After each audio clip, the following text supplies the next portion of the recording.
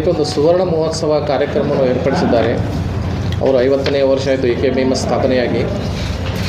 AKBMS ಸ್ಥಾಪನೆಯ ಮೂಲ ಉದ್ದೇಶ ಬ್ರಾಹ್ಮಣರ ಸಂಘಟನೆ, ಸ್ವಾವಲಂಬನೆ ಮತ್ತು ಸಂಸ್ಕಾರ.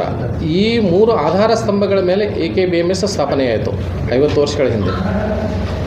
ಈಗ ಅಶೋಕ್ ಹಾರನಹಳ್ಳಿಯವರು ಈ ಕಾರ್ಯಕ್ರಮವನ್ನು ಮಾಡ್ತಿದ್ದಾರೆ. ನಮಗೆ ಬ್ರಾಹ್ಮಣರ ಈ ಕಾರ್ಯಕ್ರಮಕ್ಕೆ ಸಂತೋಷ ಇದೆ. ಆದರೆ ಎಲ್ಲ ಬ್ರಾಹ್ಮಣರನ್ನು ಸಂಘಟಿಸಿ ಈ ಕಾರ್ಯಕ್ರಮ ಮಾಡಬೇಕು ಅಂಥೇಳಿ ಅವ್ರದ್ದು ಫಸ್ಟ್ ನವಂಬರ್ದಲ್ಲಿ ಆಮಂತ್ರಣ ಪತ್ರಿಕೆ ಬಂತು. ಆಮಂತ್ರಣ ಪತ್ರಿಕೆ ನೋಡಿದಾಗ ನಮ್ಮ ಅಲಗೂರು ಸರು ಅವ್ರಿಗೊಂದು ಮೇಲ್ ಮುಖಾಂತರ ತಿಳಿಸಿದರು, ನೋಡಿ ಇದರಲ್ಲಿ ನಾವೆಲ್ಲ ಬ್ರಾಹ್ಮಣರು, ನಾವು ಮೊದಲು ಬ್ರಾಹ್ಮಣರು, ಆಮೇಲೆ ನಮ್ಮ ಶಾಖೆ, ಆಮೇಲೆ ನಮ್ಮ ಶಾಖಾ ಗುರುಗಳು. ಅದರಲ್ಲಿ ನಮ್ಮ ಶಾಖಾ ಗುರುಗಳು ನಾವು ಯಾಜ್ಞವಲ್ಕ್ಯರ ಪರಂಪರೆಯಲ್ಲಿ ಬಂದ ಪೀಠವನ್ನು, ನಮ್ಮ ಪೀಠಾಧಿಪತಿಗಳನ್ನು, ಶುಕ್ಲ ಯಜುರ್ವೇದಿಗಳನ್ನು ಈ ನಿಮ್ಮ ಕಾರ್ಯಕ್ರಮದಲ್ಲಿ ಅವರನ್ನು ಆಹ್ವಾನ ಮಾಡಿಲ್ಲ. ಮತ್ತು ಶ್ರೀ ಯಾಜ್ಞವಲ್ಕ್ಯರ ಗುರುಗಳ ಭಾವಚಿತ್ರವನ್ನು ಕೂಡ ಇದರಲ್ಲಿ ನೀವು ಹಾಕಿಲ್ಲ ಅಂಥೇಳಿ ಇವರು ಅವರಿಗೆ ಮನವಿ ಮಾಡಿಕೊಂಡರು. ಈ ಒಂದು ಇಮೇಲ್ ಮೂಲಕ ಕೂಡ ಒಂದು ಮನವಿ ಪತ್ರವನ್ನು ಕಳಿಸಿದ್ರು. ಅದಕ್ಕೂ ಅವ್ರ ಕಡೆಯಿಂದ ಏನೂ ರಿಪ್ಲೈ ಬರಲಿಲ್ಲ. ಆಮೇಲೆ ನಮ್ಮ ಸಮಾಜದ ಸಂಘ ಸಂಸ್ಥೆಗಳು ಕೂಡ ಅಶೋಕ್ ಹಾರನಹಳ್ಳಿ ಅವರಿಗೆ ಪರ್ಸ್ನಲ್ಲಾಗಿ ಮೀಟಾಗಿ ಅವರಲ್ಲಿ ಟೆಲಿಫೋನಿಕಲಿ ಮಾತಾಡಿ, ನೋಡಿ ಶುಕ್ಲ ಯಜುರ್ವೇದ ಬ್ರಾಹ್ಮಣರಲ್ಲಿ ಇರುವಂಥ ಒಂದು ದೊಡ್ಡ ಸಮಾಜ ಇದೆ, ನೀವು ಬ್ರಾಹ್ಮಣರನ್ನು ಎಲ್ಲರೂ, ನೀವು ಅಧ್ಯಕ್ಷರಾದ್ದರಿಂದ ಎಲ್ಲ ಬ್ರಾಹ್ಮಣರನ್ನು ಜೊತೆಗೂಡಿಸಿಕೊಂಡು ಈ ಕಾರ್ಯಕ್ರಮ ಮಾಡಬೇಕಾದದ್ದು ನಿಮ್ಮ ಕರ್ತವ್ಯ, ಅದಕ್ಕೆ ನೀವು ಎಲ್ಲರನ್ನೂ ಒಗ್ಗೂಡಿಸಿ ಈ ಕಾರ್ಯಕ್ರಮ ಮಾಡಬೇಕು ಅಂಥೇಳಿ ಎಲ್ಲರೂ ಅವರನ್ನು ರಿಕ್ವೆಸ್ಟ್ ಮಾಡಿದ್ರು. ಆದರೆ ಅವರಿಂದ ಯಾವುದೋ ಒಂದು ಪಾಸಿಟಿವ್ ಉತ್ತರ ಬರಲಿಲ್ಲ. ಈಗ ರೀಸೆಂಟಾಗಿ ಅವರೊಂದು ಮೊನ್ನೆ ಒಂದು ಕಾನ್ಫರೆನ್ಸ್ ಮಾಡಿದ್ರು. ಅದರಲ್ಲಿ ತಾವೇ ಹೇಳ್ತಾರೆ, ಯಾಜ್ಞವಲ್ಕ್ಯರು ಬರೆದಂಥ ಸಿದ್ಧಾಂತಗಳಿಗೆ ಶಂಕರಾಚಾರ್ಯರು ಭಾಷ್ಯ ಬರೆದರು ಅಂಥೇಳಿ. ನಿಮಗೆ ಯಾಜ್ಞವಲ್ಕ್ಯರು ಬರೆದಂಥ ಭಾಷ್ಯ ಬರೋರು ಅಂತ ಹೇಳ್ತೀರಿ, ಆದರೆ ನೀವು ಯಾಜ್ಞವಲ್ಕ್ಯ ಗುರುಗಳನ್ನು ಈ ಕಾರ್ಯಕ್ರಮದಲ್ಲಿ ಅವರು ಫೋಟೋ ಹಾಕಲಿಕ್ಕೆ, ಆಮೇಲೆ ಯಾಜ್ಞವಲ್ಕ್ಯ ಗುರುಗಳ ಒಂದು ಫಾಲೋವರ್ಸು ಶುಕ್ಲ ಯಜುರ್ವೇದಿಗಳು, ಆ ಶುಕ್ಲ ಯಜುರ್ವೇದಿಗಳ ಶಾಖೆಯ ಪೀಠ ನಮ್ಮ ಇಡೀ ಭಾರತಕ್ಕೆ ಒಂದೇ ಪೀಠ, ಹುಣಸೆಹೊಳೆ ಶ್ರೀಮತ್ ಕಣ್ಣುಮಠ ಮೂಲ ಮಹಾಸಂಸ್ಥಾನ, ಆ ಪೀಠಾಧಿಪತಿಗಳನ್ನು ನೀವು ಕಾರ್ಯಕ್ರಮಕ್ಕೆ ಕರೆದಿಲ್ಲ. ಈ ವಿಷಯವಾಗಿ ಹಲವಾರು ಸಂಘ ಸಂಸ್ಥೆಗಳು ಮಾತನಾಡಿದರು. ಆಮೇಲೆ ನಮ್ಮ ಅಲಗೂರು ಸರ್ ವಿನಂತಿ ಪತ್ರವನ್ನು ಅವರಿಗೆ ಕಳಿಸಿದ್ರು.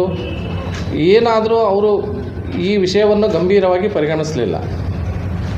ನೀವು ಇನ್ನೊಂದು ಆಮಂತ್ರಣ ಪತ್ರಿಕೆಯಲ್ಲಿ ನೋಡಿ, ಅವರು ಇನ್ನೊಂದು ಸ್ಟೇಟ್ಮೆಂಟ್ ಕೊಟ್ಟರು, ಶೃಂಗೇರಿ ಶ್ರೀಗಳ ಆಜ್ಞೆ ಆಗಿದೆ, ನಮಗೆ ಮತ್ಯಾವ ಶ್ರೀಗಳ ಆಜ್ಞೆ ಬೇಕಾಗಿಲ್ಲ ಅಂತೇಳಿ. ಇದು ಬೀಯಿಂಗ್ ಎ ಪ್ರೆಸಿಡೆಂಟ್, ಈ ಬ್ರಾಹ್ಮಣರ ಒಂದು ಮುಖಂಡತ್ವ ವಹಿಸಿದವರು ಈ ಥರನಾಗಿ ಮಾತಾಡೋದು ಎಷ್ಟರ ಮಟ್ಟಿಗೆ ಸಮಂಜಸ ವಿಚಾರ ಮಾಡುವಂಥದ್ದು. ಆಮೇಲೆ ಅವರ ಆಮಂತ್ರಣ ಪತ್ರಿಕೆಯನ್ನು ನೀವು ಸೂಕ್ಷ್ಮವಾಗಿ ನೋಡಿದರೆ ಶ್ರೀ ಶಂಕರಾಚಾರ್ಯ ಮಠದ ಪೀಠಾಧಿಪತಿಗಳನ್ನು ಪ್ರಮುಖವಾಗಿಟ್ಟುಕೊಂಡು ಅವರನ್ನೇ ಪ್ರಧಾನವಾಗಿದ್ದಾರೆ. ಅದರಲ್ಲಿ ನಮ್ಮ ಮಧ್ವ ಮಠದ ಸಂಪ್ರದಾಯ ಪೀಠಾಧಿಪತಿಗಳನ್ನು ಅಷ್ಟರ ಮಟ್ಟಿಗೆ ಪ್ರಾಮುಖ್ಯತೆ ಕೊಟ್ಟಿಲ್ಲ. ಇವೆಲ್ಲ ಅಂಶಗಳನ್ನು ನಾವು ಅವರ ಗಮನಕ್ಕೆ ತಂದರೂ ಕೂಡ ಅದನ್ನು ಏನೂ ಚೇಂಜಸ್ ಆಗಲಿಲ್ಲ. ಅದಕ್ಕೆ ನಾವು ಈ ವಿಷಯವನ್ನು ಮಾಧ್ಯಮದವರು ಈಗಾಗಲೇ ಅವರಿಗೆ ಸಾಕಷ್ಟು ಲೆಟರ್ಗಳನ್ನು ಕೊಟ್ಟಿದ್ದೇವೆ, ನಾವು ಕಮ್ಯುನಿಕೇಷನ್ ಮಾಡಿದ್ರು ಏನೂ ಆಗಲಿಲ್ಲ ಅಂತ ನಾವು ಮಾಧ್ಯಮ ಮುಖಾಂತರ ಈ ಎಲ್ಲ ವಿಷಯಗಳನ್ನು ತಿಳಿಸ್ಲಿಕ್ಕೆ ಪ್ರಯತ್ನ ಪಡ್ತಾಯಿದ್ದೇವೆ. ಎಲ್ಲ ಮುಗಿದ ಮೇಲೆ ಅವರು ಯಾವುದೂ ಆಗಲಿಲ್ಲ ಅನ್ನೋ ಸಲುವಾಗಿ ನಮ್ಮ ಅಲಗೂರು ಸರ್ ಏನಾದರೂ ನಾವು ಇದನ್ನು ಕಾನೂನಾತ್ಮಕವಾಗಿ ಹೋರಾಟ ಮಾಡೋಣ ಅಂತ ಒಂದು ನಿರ್ಣಯಕ್ಕೆ ಬಂದು ನಾವು ಕಾನೂನಾತ್ಮಕವಾಗಿ ಹೋರಾಡಲಿಕ್ಕೆ ಸ್ಟಾರ್ಟ್ ಮಾಡಿದೆವು. ಕಾನೂನಾತ್ಮಕವಾಗಿ ಹೋರಾಟದಲ್ಲಿ ನಾವು ಏನೇನು ಸ್ಟೆಪ್ಸ್ ತೊಗೊಂಡಿವು, ಏನಾಯ್ತು ಅನ್ನೋದು ನಮ್ಮ ಕಾನೂನು ಸಲಹೆಗಾರಾದ ಪ್ರಶಾಂತ್ ಕುಲಕರ್ಣಿಯವರು ಎಕ್ಸ್ಪ್ಲೇನ್ ಮಾಡ್ತಾರೆ. ನಾವು ಸ್ಟೇ ವಿರುದ್ಧ KV2 ಫೈಲ್ ಮಾಡಿದ್ವಿ. ಆದರೆ ಆ KV2 ಅವರು ಹೈಡ್ ಮಾಡಿಕೊಂಡು ಅದನ್ನು ವೆಕೇಟ ಮಾಡಿಸಿದ್ರು. ಆ ವೆಕೇಟ ಮಾಡಿದ್ರ ಸಂಬಂಧ ನಾವೇನು ಮಾಡಿದ್ವಿ, ಅದನ್ನು ಆಲ್ರೆಡಿ ಅದನ್ನು ಚಾಲೆಂಜ್ ಮಾಡಿದ್ದೀವಿ ಅಪಿಲೇಟ್ ಕೋರ್ಟಲ್ಲಿ. ಅದು ಪ್ರೊಸೀಡಿಂಗ್ ಏನಂತಂದರೆ ಪೆಂಡಿಂಗ್ ಇದೆ.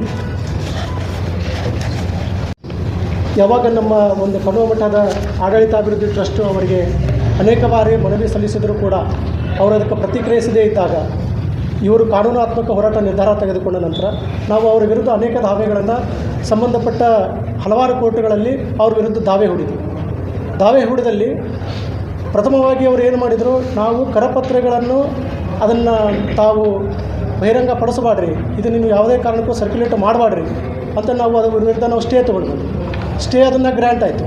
ಸ್ಟೇ ಗ್ರ್ಯಾಂಟ್ ಆದ ತಕ್ಷಣ 31/12 2024ರಂದು ಅದನ್ನು ಅವರು ಧಾರವಾಡ ಉಚ್ಚ ನ್ಯಾಯಾಲಯದ ಪೀಠದಲ್ಲಿ ಅವರು ಅದನ್ನು ವೆಕೇಟ್ ಮಾಡಿಸಿದರು.